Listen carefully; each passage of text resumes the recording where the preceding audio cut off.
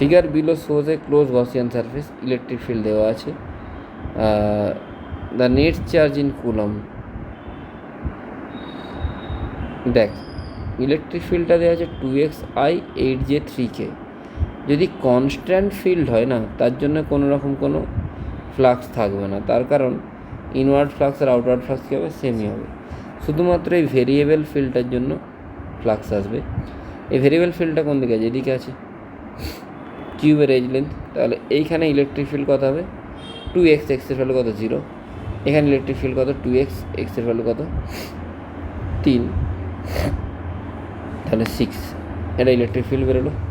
এর এরিয়া কত হচ্ছে 3 3 3 9 মানে 54, ঠিক আছে। 9 × 6 এরিয়া কত 9, 9 × 6 মানে কত 54।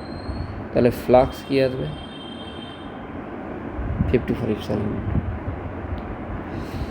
এর সাথে আমি এই কোশ্চেনটা তো অলরেডি আগে করিয়েছি, রেকর্ডেড ক্লাসে আছে, এটাও করিয়েছি।